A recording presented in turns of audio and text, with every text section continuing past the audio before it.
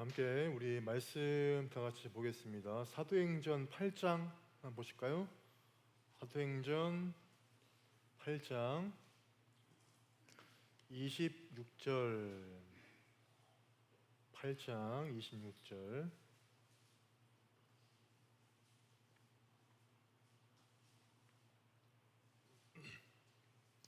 사도행전 8장 26절인데 자, 우리 25절부터 한번 읽어볼까요? 한번. 자, 우리 25절을 읽어야 좀 이해가 될 것 같아서 자, 25, 26절 자, 우리 함께 합독합니다. 시작. 두 사도가 주의 말씀을 증언하여 말한 후 예루살렘으로 돌아가릴새 사마리아인의 여러 마을에서 복음을 전하니라. 주의 사자가 빌립에게 말하여 이르되 일어나서 남쪽으로 향하여 예루살렘에서 가사로 내려가는 길까지 가라 하니 그 길은 광야라. 아멘. 자, 우리 광야라는 주제로 몇 주간 말씀을 좀 함께 하려고 합니다. 여러분 다 아시겠지만 여러분 이용규 선교사님을 아마 다 아실 거예요. 목사님이시죠. 그분의 학력은 정말 화려합니다. 서울대학교 학부 졸업했죠. 그다음에 또 대학원까지 가서 학위를 또 따냈죠. 그다음에 미국 가가지고 하버드 대학교에서 또 이제 박사 학위까지 따낸 참 커리어가 참 크신 분이신데 이분이 이제 학교 생활을 다 이제 졸업하고 미국에서 연구원 생활을 했었거든요. 그래서 연구원 생활, 그러니까 뭔가 안정된 생활을 쭉 하시다가 갑자기 이분이 돌연 몽골로 가세요. 몽골에서 복음을 증거하겠다. 그래서 선교사로 이제 가십니다. 지금은 이제 이분이 몽골에 안 계시고 인도네시아 거기에 그 국제대학 설립에 지금 힘을 쓰고 계시는데 이분이 쓴 책 중에 뭐 다 읽어본 책 있을 거예요. 내려놓음 이런 책이 아시죠? 거기에 2가 나왔어요. 더 내려놓음 이라는 책을 이분이 이제 집필했거든요. 근데 그 책에 이런 내용이 있더라고요. 들어보세요. 하나님의 계획은 너무나 정교하고 정확하시다는 것 또한 보게 되었다. 내가 계획할 수 없고 바라볼 수도 없던 영역 가운데 하나님께서 일하시는 것을 목도했다. 그래서 우리의 실패도 우리의 고난도 우리의 약함도 하나님 앞에 드려질 때 그리고 하나님 말씀하십시오. 종이 순종하겠습니다. 라고 고백할 때 하나님께서 일하기 시작하시는 것을 보았다. 이런 문구가 있더라고요. 자, 이 책을 보면서 오늘 본문이 떠올랐어요. 이 사도행전 8장에서 이런 삶을 살았던 또 한 사람이 나와요. 그게 오늘 말씀에 나와 있는 주인공 빌립이라는 사람입니다. 이 사도행전 8장은 뭐죠? 쭉 읽어보시면 선교 역사의 신기원을 이루는 어떤 첫 번째 테마이기도 한 이 말씀인데 이 복음이 예루살렘을 넘어서 사마리아까지 전해지고 결국 저기 멀리 있는 땅 아프리카까지 증거되어지는 어떤 역사의 이 어떤 테마 이게 쭉 나오는 어떤 그런 말씀이거든요. 그 당시에 이 예루살렘 교회가 날로 부흥이 됐습니다. 우리말로 하면 보통 이제 뭐 초대교회 이렇게 하잖아요. 첫 번째 교회가 그 당시에 예루살렘 교회입니다. 자, 우리가 아는 것처럼 뭐 교회 그러니까 무슨 건물이 있는 것 같잖아요. 건물이 아니라 그냥 가정교회 함께 모여서 예배하는 그 공동체를 당시에 교회라 불렀습니다. 뭐 건물이 아니에요. 근데 그때 당시에 성도 수가 무려 2만 5천 명이라는 거예요. 얼마나 많은 인파가 모여서 예배를 한 거예요. 자, 그러자 유대인들이 이거를 너무나 자기들의 눈에 가시처럼 여깁니다. 그래서 엄청난 핍박을 막 가거든요. 근데 본보기로 우리가 뭐 아는 것처럼 거짓 증인들을 막 매수합니다. 매수해서 그 당시에 스데반 집사님을 고발을 하죠. 고발해서 돌팔매질로 이제 처형을 시키게 돼요. 그게 이제 그 당시에 초대교회의 첫 번째 순교자가 이제 발생하게 된 겁니다. 자, 그 집사가 순교하자 피를 본 이 유대인들이 더 극렬하게, 아주 더 강하게 교회와 신자들을 막 핍박합니다. 고발하고 고소하고 죽이고, 이 일이 비일비재하게 막 발생돼요. 근데 그런 어떤 압제 때문에 견디다 못한 성도들이 흩어집니다. 이걸 우리가 아는 것처럼 디아스포라 이렇게 불러요. 흩어집니다. 자, 보세요. 이분들이 2만 5천 명 되는 이 많은 이 교인들이 정들었던 교회, 정든 예배, 정든 그 공동체를 이제 떠나야 돼요. 핍박이 너무 힘들어서. 자, 우리가 그 교회 성도들처럼 만약에 어떤 뭐 공산주의가 뭐 그럴 일은 없겠지만, 갑자기 뭐 우리 한반도를 뭐 엄습해서 공산주의가 막 갑자기 성행합니다. 그래서 우리가 어쩔 수 없이 교회를 떠나야 돼요. 우리가 교회에서 다 흩어져야 한다고 우리 한번 가정해 볼까요? 얼마나 참 이게 혼란스러울까요? 얼마나. 그 당시에 초대교회 이 성도들은 안정성, 뭐 익숙함, 어떤 또 기득권, 이것들로부터 떠나야 됐기 때문에 엄청난 불안이 자기들 마음에 막 계속 엄습해 오는 거예요. 그러니까 어디로 가야 할지도 막막했고, 걷는 길은 정말 완전 광야예요. 광야였습니다. 그런데 우리 본문을 좀 볼게요. 본문에 우리 4절을 볼까요? 4절. 자, 쭉 올라가서 4절을 함께 다 같이 한번 읽어볼게요. 4절. 자, 함께 합니다. 시작. 아멘. 보세요. 이 복음 때문에 살던 곳을 이제 떠나야 돼요. 그랬는데 흩어진 장소에서 그 복음을 증거합니다. 그러니까 이런 거예요. 예수님 때문에, 그러니까 그분 때문에 살지 않아도 될 그 힘든 삶을 살게 되었는데, 중요한 게 예수님을 떠나지 않았어요. 복음 때문에 그 생고생을 하지 않아도 될 그 고생을 내가 하게 됐는데, 복음에 대해서 어떤 누구도 침묵하지 않았다는 거예요. 어떤 누구도. 그러니까 이 복음 때문에 받는 고난을 불평하지 않고 오히려 뭘 했냐? 수용했다는 거예요. 수용하면서 당당하게 복음을 증거합니다. 그들이 2만 5천 명의 그 많은 사람들이 교회를 잃었어요. 공간이 없어요. 근데 중요한 게 그들은 예수님을 더 사랑하기 때문에 더 복음을 증거한 거거든요.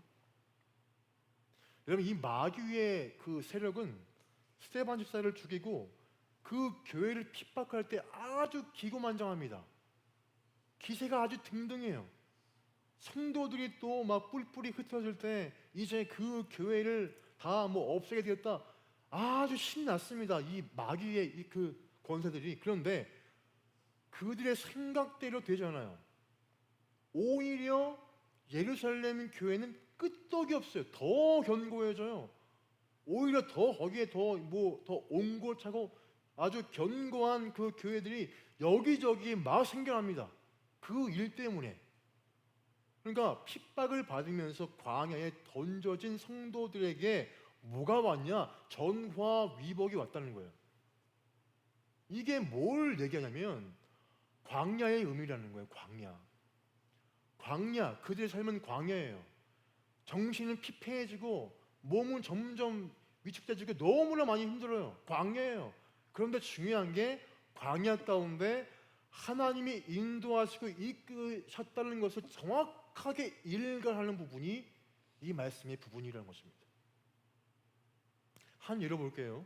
우리가 광야 그러면 뭔가 좀 척박하고 드넓은 황야에 아무것도 보이지 않고 돌밖에 없고 식물도 없고 그런 모든 것에 중요한 게 뭐냐면 하나님의 좋은 계획이 숨어 있다는 게 성경 가운데 곳곳에 너무나 많이 깔려 있어요. 한 예로 요셉 보면은 그가 광야 구덩이에 던져졌잖아요. 그런데 중요한 게 하나님은 큰 계획이 그를 통해 있었던 거예요. 뭐냐면 이 요셉을 이집트의 총리로 세우세요. 총리로 세우셨고요. 요셉의 그 가족들을 다 죽지 않게 그들을 다 살리시는 계획을 하게 하세요. 또 모세 볼게요. 모세 아무도 기억하지도 않는 잊혀진 그 광야에서 도망자 생활을 무려 40년 동안 합니다. 그렇게 해요. 근데 중요한 게 그게 이스라엘을 구원하는 계획이었어요. 왜냐하면 그를 이스라엘의 리더로 세우셨고요. 이스라엘을 다시금 출애굽시키는 계획이 그 광야 생활하는 동안에 이미 계획이 다 되어 있던 거예요. 다윗을 보면 다윗은 정말 믿었던 자기 아들이 자기를 구태타시키잖아요. 그래서 자기가 내쫓김 당해서 광야 한복판에 도망자의 생활을 잠깐 합니다. 그런데 하나님은 위대한 계획이 있었어요. 뭐냐면 이스라엘의 왕이 되게 했고요. 또 하나 예수 그리스도의 조상이 되게 하는 그 일들을 이루게 하신 거예요. 뭐 때문에? 광야 가운데서. 우리의 광야는 그런 계획이 이미 준비되어져 있다는 것을 우리가 바로 알아야 한다는 것입니다. 이게 신앙생활이라는 거예요. 우리가 광야는 벗어나기만 해야 할 자리가 아닙니다. 그러니까 하나님의 그 역사를 기다려야 할 자리라는 거예요. 우리는 다 누구든지 다 광야 가운데 다 있어요. 가정 일이든 돈 문제든 건강 문제든 이 모든 거 한복판에 우리는 다 있다는 거예요. 근데 그것은 뭐냐면 하나님의 역사가 그 일 가운데 이루어진다는 사실을 말씀 가운데 우리는 다 보고 있다는 거예요. 혹여나 여러분 뭔가 우리에게 힘든 일이 생기는 광야를 만나더라도 하나님의 좋은 계획이 이루어지는 시간이 되기를 정말 축원드립니다. 할렐루야. 그런데 사도행전의 저자인 누가가 보면은 이 사람이 흩어진 사람들이 복음을 증거했다라는 어떤 역사적인 사실을 기록하면서 첫 인물을 오늘 주인공인 빌립 집사로 소개합니다. 그러니까 이 복음이 처음으로 예루살렘 밖으로 나갈 때 그 복음을 들고 나간 사람이 사도가 아닙니다. 평신도 집사예요. 평신도 집사. 그런데 이 빌립 집사의 이분이 간 곳이 어디였냐면 유대 사람들에게 멸시와 천대의 어떤 대상이었던 우리 25절 말씀에 나오는 부분이에요. 저주의 땅이었던 사마리아예요. 거기를 갑니다. 자기의 마음은 광야예요. 왜? 사마리아는 저주의 땅.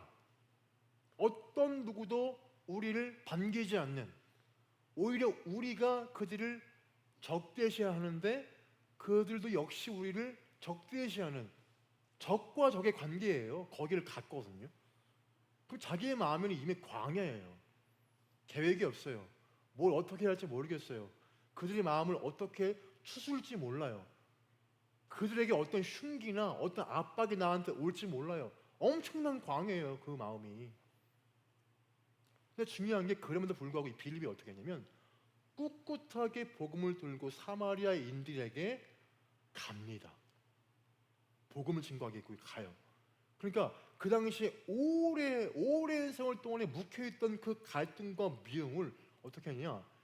예수님의 사랑으로 품었어요. 그러자 놀랍게도 8절에 이런 말씀이 있어요. 한번 읽어볼까요? 8절에 함께 합니다. 시작. 8절에 합니다. 8절 읽어볼게요. 시작. 그 성에 큰 기쁨이 있더라. 아멘.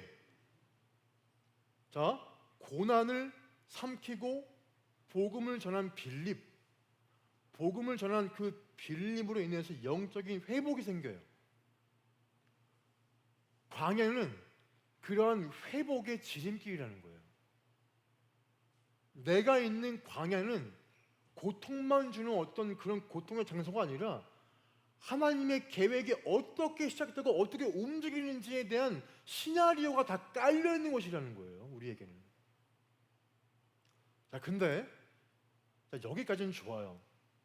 처음에는 광야였어요. 근데 갔더니 복음 증거하고 점점 막 마을이 막 아주 시끌벅적해집니다. 갑자기 행복으로 막 치닫고 관계 좋아지고 복음이 점점 스며들고 너무 좋아요. 천국이 됐어요. 광야에서 천국이 돼요. 근데 또 하나님이 또 광야를 또 만들세요. 참 웃기죠. 참 이게 우리 인생과 똑같아요. 죽었다가 갑자기 광야가 와요. 거기에서 우리가 건짐 받아요. 한숨을 내쉬어요. 근데 또 다시 옵니다. 우리 인생이 그렇잖아요. 근데 주의 사자가 빌립에게 너무 얼토당토한 말을 해요. 황당한 얘기를 합니다. 우리 본문 한번 읽어볼까요? 본문 26절 함께 우리 합독해서 읽어봅니다. 시작. 주의 사자가 빌립에게 말하여 이르되 일어나서 남쪽으로 향하여 예루살렘에서 가사로 내려가는 길까지 가라 하니 그 길은 광야래요. 그 길이 분위기가 광야가 아니고요, 진짜 광야예요. 광야. 빌립이 사마리아에서 큰 부흥의 영광을 이뤄냈어요. 경험을 했어요. 막 행복해요. 이제 점점 커지는 것밖에 없어요. 흥분과 감격 가운데 있던 상황이거든요.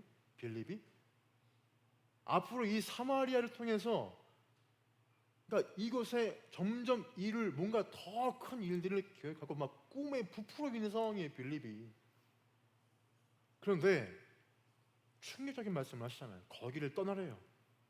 거기를 떠나서 가사까지 가라고 하시니까 굉장히 이거는 당혹스럽고 어처구니 없는 말씀이거든요. 불구덩이에 또 가라는 거예요. 지금 가사라는 것은 주전 1세기경에 철저하게 파괴된 황폐한 곳이었다고 합니다. 그러니까 사마리아에서 무려 80km 떨어진 정말 이 멀고도 먼 곳이었는데, 그러니까 그런 또 중요한 건 거긴 또 광야래요. 광야. 척박한 곳, 돌밖에 없고 흙밖에 없고 음식도 없고 아무것도 없는 곳이에요. 거기를 80km를 매일매일 걸어가라, 이 말을 하는 거거든요. 근데 또 중요한 게 뭐냐면, 게다가 거기를 왜 가야 하는지, 거기서 뭘 해야 하는지 정확한 답이 없어요. 뭘 해야 하는지 말씀도 전혀 없어요. 우리가 이 부분에서 우리 같으면 어떻게 하시겠어요? 빌립은 지금 또다시 정말 척박하고 위험한 그 광야에 발을 들이고 싶지 않았어요. 분명히 그 마음에. 왜? 쓴맛을 봤으니까. 근데 또 쓴맛을 또 봐야 돼요. 또다시 낯선 사람들과 같이 살기가 좀 두려운 거예요. 어떤 사람들인지도 모르고, 어떤 이들이 있는지도 모르고, 문화도 모르고 아무것도 모르요. 그러니까 내 뜻과 하나님의 뜻이 전혀 맞지 않는 거거든요. 이 부분이. 그러니까 하나님의 그 말씀이 나를 너무 좀 불편하게 하는 거예요. 나에게 주어진 이 환경이 난 너무 힘들게 해요. 나에게 닥친 어떤 가정의 문제나 돈 문제가 이게 나는 너무 괴롭게 하는 거거든요. 이게 지금 이런 상황을 얘기하는 거예요. 그렇게 나를 부담스럽게 할 때, 하나님의 그 말씀이 내 삶을 너무나 흔들 때, 중요한 건 우리는 화내고 토라지고 거부합니다. 그건 당연하죠. 우리는 인간이잖아요. 똑같은 사람이잖아요. 그런데 빌립은 달라요. 제 말씀을 보면서 빌립이라는 사람을 다시 한번 보게 됐어요. 달라요.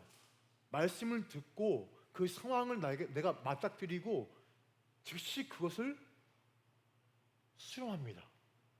즉시 일어나서 말씀이 지시하는 곳으로 향해요. 그러니까 그 말씀 앞에 꼼꼼하게 뭔가 저울질을 하고 어떤 결정들을 미루는 게 아니거든요. 빌립은 단순하게 말씀에 뭐 하냐? 순종해요. 그 다음에 어떻게 좀 되냐면, 우리 쭉 내려가서 27절 볼까요? 자, 그 다음 절 27절. 자, 우리 함께 다 같이 합독합니다. 시작. 일어나 가서 보니 에디오피아 사람 곧 에디오피아 여왕 간다게의 모든 국고를 맡은 관리인 넷이다. 예배하러 예루살렘에 왔다가. 아멘. 자, 에디오피아 여왕 간닥의 밑에서 궁중의 재정을 맡아서 움직이는 내시를 만납니다. 그러니까 지금으로 치면은 한 재무부 장관 한 그 정도의 이 급인데, 그런데 29절에 보니까 한번 읽어볼게요. 29절 함께합니다. 시작. 성령이 빌립더러 이르시되 이 수레로 가까이 나아가라 하시거늘. 아멘. 이 말씀이 왜 중요하냐면 그 광야길, 자 우리가 지금 26절과 27절이 한 절이잖아요. 한 절. 근데 말씀을 잘 이해 못하면 그냥 광야 가자마자 바로 넷이 만났구나 이렇게 이해하는 경우가 있어요. 그렇게 이해하시면 잘못 오해하시는 겁니다. 이 부분이 80km예요. 80km. 학자들이 하는 말은 한 달 이상이 걸린대요. 그 오랜 시간 동안에 거기가 광야래. 아무것도 없어요. 음식이 없어요. 잘 데가 없어요. 그럼 빌립이 어떤 마음 들까요? 성공을 거둬서 이 사마리아에서 뭔가를 하려 하는데 아무것도 없는 척박한 곳에 한 달 이상을 계속 헤매는 거예요. 가사가 어딘지 알까요? 가사까지 가는 그 경로를 알까요? 물론 준비했겠죠. 근데 그 위치를 정확히 파악하지 못하는 상황에서 한 달 이상 더 걸리겠죠. 그 오랜 길을 그렇게 헤맸어요. 그 마음이 얼마나 자괴감과 실패감과 이 마음들이 사람인데 안 들었을까요? 늘 마음이 막 거룩하고 할렐루야 이것쯤이야 행복합니다. 그 말도 안 되는 거짓말이에요. 얼마나 고통과 좌절과 이게 몇 개월 동안의 광야길을 계속 걷는데 거기에 주어진 실패감이 얼마나 커냐는 거예요. 상상해 보세요. 근데 중요한 게 바로 말씀하세요. 성령이 빌립더러 이르시되. 무슨 말이냐면 그 광야길에 3개월이든 반년이든 간에 그 오랜 세월 동안에 성령님이 그와 함께 하셨던 거예요. 매 순간마다. 그러니까 하나님께서 빌립을 가사로 보낼 때 혼자 보내신 게 아니었다는 거예요. 자, 하나님은 우리가 말씀 따라 살 때 거기가 광야든 골짜기든 가시밭길이든 어디든지 함께 하십니다. 그러니까 혼자 힘들게 하지 않으세요. 혼자 힘들게 하지 않으시고 혼자 싸우게 하지 않으신다는 거예요. 자, 그러면서 결국 내시를 만나게 돼요. 그러면서 그 내시에게 세례까지 주고 어떤 이런 성공을 거두게 됩니다. 자, 이 빌립과 에디오피아 내시의 만남은 진짜 이 역사거든요. 그 당시 기독교 역사와 에디오피아 국가의 역사에 한 획을 긋는 획기적인 만남이었다는 거예요.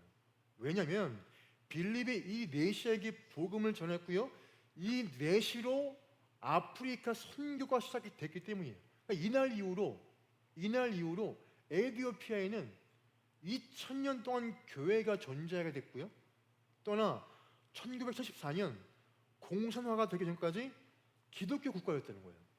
지금도 여러분 그 북아프리카 국가 중에 예외적으로 에디오피아가 기독교 인구가 다수인 나라예요. 지금도. 이거를 만약에 빌립의 계획으로 시작했다고 한번 가정해 보면 언제 성취될지 모르는 거거든요. 이거는. 그런데 빌립이 하나님의 그 말씀에 순종하고 출발하자 하나님께서 땅 끝의 사람을 끌어다가 그에게 앉히게 하시고 그래서 가능하게 된 거예요. 말씀 하나만 의식해서 광야로 내몰림받는 상황이 됐는데 중요한 건 에디오피아의 복음의 역사의 물꼬를 열게 됐고 하나님의 그 나라에 문을 열게 됐던 첫 번째 귀한 복음의 사역이라는 것입니다. 여러분, 우리가 조건이 너무나 좀 약해서 내 삶이 너무나 이 광야 같아도 말씀에 의지를 하시기 바랍니다. 여러분, 이 말이 마치 교과서 같잖아요. 말씀이 의지하세요, 의지하세요. 이 말이 무슨 말인지 모르는 분들이 진짜 많으실 거예요. 중요한 건 성경을 읽으셔야 돼요. 어떤 분들은 그래요. 제가 지금 신명기 읽고 있는데 너무 어려워요. 제가 지금 읽고 있는 게 민수기인데 이게 뭔 말인지 모르겠어요. 나에게 뭘 말씀하신 거죠? 너무 어렵잖아요. 근데 중요한 게, 자, 말씀을 읽다 보면 거기에 중요한 한 부분이 내 마음을 흔들게 합니다. 말씀에 그게 위력이라는 거예요. 많은 분들이 본인이 좋아하는 말씀들이 다 있어요. 물론 설교 통해서 본인이 끄적끄적 해서 나온 말씀도 있지만, 내가 말씀을 읽다가 발견된 말씀이 있으면 그럼 평생 간다는 거예요. 이게 말씀에 의지한다는 어떤 표현 중에 하나입니다. 자, 우리가 중요한 건 광야 가운데 이 일들을 이루시는 분은 하나님이십니다. 거기에 대해 말씀을 하나만 보고 말씀을 좀 마치겠습니다. 우리 이사야 한 43장 볼까요?